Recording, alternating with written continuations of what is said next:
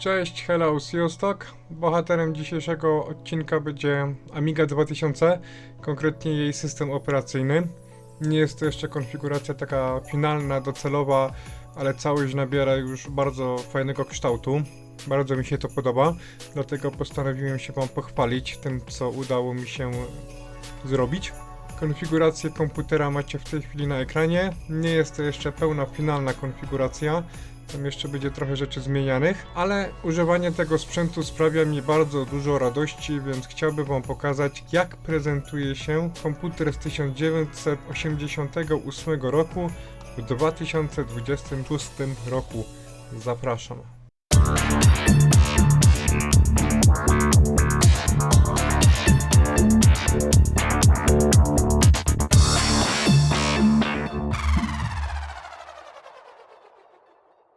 Ja kamerkę wyłączę, bo zasłania dużą część pulpitu. Pierwsze, co Wam chciałem pokazać, to moją tapetę. System operacyjny jest w 8 kolorach. Aby nie być gołosłownym, przedstawię dowody. Tapetę wykonałem za pomocą programu Ham Converter. Dostępny jest na Aminecie. On działa pod kontrolą Javy, czyli można go uruchomić na wszystkim, co obsługuje Javę. W prawym górnym rogu mam Tool Managera oraz monitor CPU. Program się nazywa CPU Load. Rzeczy, które chciałem Wam tutaj pokazać, mam oczywiście disk Image GUI albo Image GUI, zależy czy mówimy po angielsku czy po francusku. Program do montowania obrazów ADF, DMS, ISO, IMG, Nero, no kombine totalny. Możemy sobie na przykład zamontować obraz z Maca. Mam tutaj bardzo duży dysk twardy, 200 GB, więc nie muszę trzymać płytek na widoku w razie potrzeby ich używać. Wszystkie obrazy, wszystkie niezbędne mi rzeczy trzymam na dysku twardym. Mega fajne, mega wygodne, bardzo przydatne. No i mamy zamontowaną dyskietkę, którą można sobie w ten sposób zainstalować i grać. Standardowo mam FileMastera oraz Direct Opusa. Chyba nawet nie za bardzo skonfigurowanego, ale na niego też przyjdzie czas, bo to jest program o niesamowitych wręcz możliwościach. FileMastera myślę nie trzeba nikomu przedstawiać. Gigadisk to jest bardzo przydatny program. Ta Amiga jest wyposażona w czytnik kart Compact Flash podłączony do załącza IDE. Karty Compact Flash mam oczywiście w FAT32. Wkładam karty do Amigi, uruchamiam komputer. Klikam sobie Gigadisk i on automatycznie mi ją montuje w systemie. SGraph, program do robienia screenshotów. Bardzo często go używam z tego względu, że potrafię robić zarówno screeny w IFF-ach, jak i PNG. Może również w JPG, ale do tego potrzebuję jakiejś osobnej biblioteki, której ja nie posiadam. Zresztą JPG-ów nie używam w ogóle tutaj. Snopdos w najnowszej wersji 2021/3.11. Bardzo dziękuję autorowi za ten program. Bardzo przydatny, użyteczny, używam często. Konfiguracja samego Tool Managera. Na dole mam doki graficzne, ale sobie włożę tylko dyskietkę do Amigi. Zamontuję sobie urządzenie PC0, aby mieć dostęp do danych z dyskietki PC. Na dole mam doki graficzne. One są mega przydatne i bardzo ułatwiają życie. Na przykład chcę sobie otworzyć jakiś tam obrazek, więc biorę go, przyciągam, przerzucam tutaj, tyle. Moje zdjęcie z 2016 roku, jak pierwszy raz byłem odwiedzić Stonehenge. Mam czapeczkę z napisem Amiga, no ale tutaj mamy rozdzielczość 320x240, więc nie da się tego odczytać. Obrazek został przekonwertowany właśnie za pomocą Ham Convertera. To są 64 kolory EHB. I uwierzcie mi, żadnym amigowym oprogramowaniem nie da się uzyskać takiej jakości. Ten program jest fenomenalny. Mogę też sobie oczywiście oglądać JPG. Nawet mam tutaj przygotowane obrazki, aby Wam zademonstrować. Tak on wygląda w kompresji JPG. Całkiem nieźle. Teraz Wam pokażę ten sam obrazek za pomocą PP Showa i zobaczycie naprawdę różnicę. No jest kosmos, tak? Przypominam, że to jest Amiga 2000, czyli mamy układy ECS. Mam tutaj również danego Multiview. Praktycznie co sobie chcę wrzucić, na szybko zobaczyć, popatrzeć, można to zrobić za pomocą na przykład datatypów.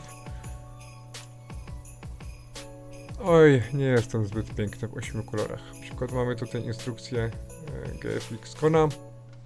Mamy od razu dostęp do dokumentu. Właśnie mam 2 razy Reddita, właściwie 4 razy, ale na razie zajmujemy się 2 razami. Mam go tutaj w doku tekstowym oraz w doku graficznym.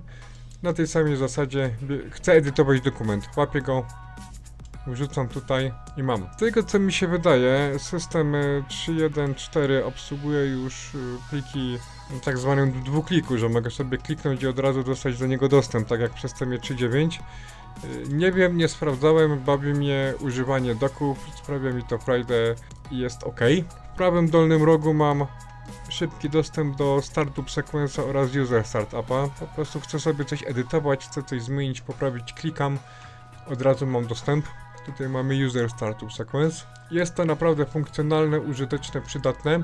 No i zajmijmy się teraz samą górną belką. Nie mam tu zbyt wielu rzeczy, ale jest kilka. Pierwsza z nich jest to tak zwany Drop Zone. Do rozpakowywania plików LHA. Bierzemy sobie pierwszy lepszy plik LHA. Przerzucam go do Drop Zone. I on się mi automatycznie rozpakowywuje do RAMu. Nie tylko LHA obsługuje, ten program ma całkiem spore możliwości. Nazywa się Arc Extract. Polecam. Przejdźmy do internetu. Uruchamiam sobie stos Roadshow. Tutaj skrypt robi kilka rzeczy. Prócz aktywacji samej karty sieciowej, uruchamia również synchronizację czasu przez internet oraz włącza mi Sambę, dzięki czemu mam dostęp do wszystkich plików z mojego PC-ta. 6,2 TB w użyciu, 1 TB wolne. Ładnie. Do niedawna używałem iBrowsa, ale coraz bardziej jestem skłonny do tego, aby się przesiąść na Aweba. Aweb jest dużo nowszy od iBrowsa. Wydaje mi się również, że działa szybciej. Ostatnia wersja Aweba pochodzi z grudnia 2025 roku. Będę się musiał dużo bardziej przyjrzeć tej przeglądarce, bo wydaje mi się, że być może iBrowse pójdzie do szuflady. Mam tutaj czata GBT.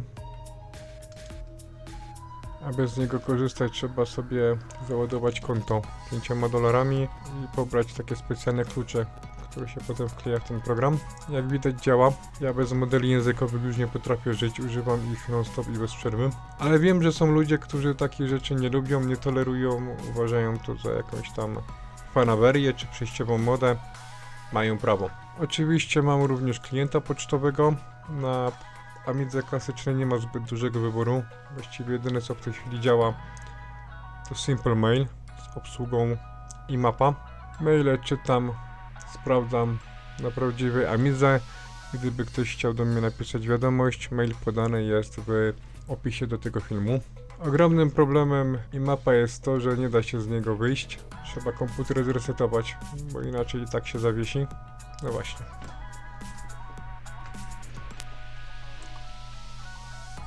Which Amiga pokazuje dosyć ciekawą konfigurację tego sprzętu. 3,1 MHz. No okej. Mam również tutaj Settersy 2. Bardzo byłem ciekaw, jak będzie ta gra działać na Amidze 2000, bo początkowo chciałem tutaj montować kartę graficzną, ale ostatecznie porzuciłem ten pomysł, więc nie ma karty graficznej i prawdopodobnie nie będzie. Z gier, w które często gram, to jest gra Galactica. Autorem jest Polak, Krzysztof Donat. Świetna gra, naprawdę wciągająca, polecam. Ja już rozegrałem kilkaset partii. Przy okazji możecie Krzyśkowi wysyłać donate'a. Zachęcam, polecam. Mam tutaj pakiet AD. Jest to wszystko, co jest niezbędne do programowania na Amidze. Do tego jest Gold Ed oraz Cygnus Ed. No i ChatGPT. Tak więc będziemy programować. Mam nadzieję. A no właśnie, ja tu chciałem kończyć odcinek, a miałem wam pokazać najstarszy program, jakiego używam na tym komputerze.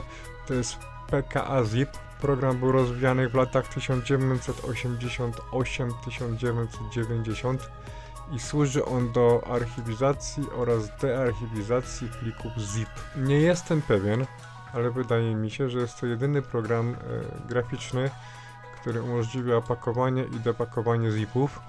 Jeśli się mylę, poprawcie mnie w komentarzach, chętnie przetestuję coś innego. No to spakujmy coś.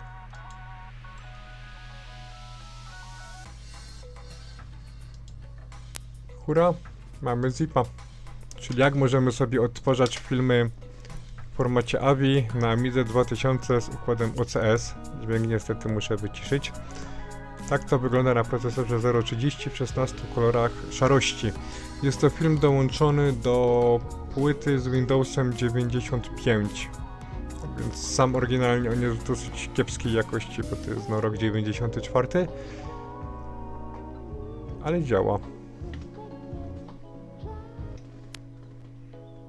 Niestety program jest w wersji demo, odtwarza tylko pierwsze 300 klatek, ale działa naprawdę super. To tyle na dziś. Bardzo dziękuję za oglądanie. Miło, że jesteście. Bądźcie zdrowi. Bye bye. Wiszą dla Tuszra.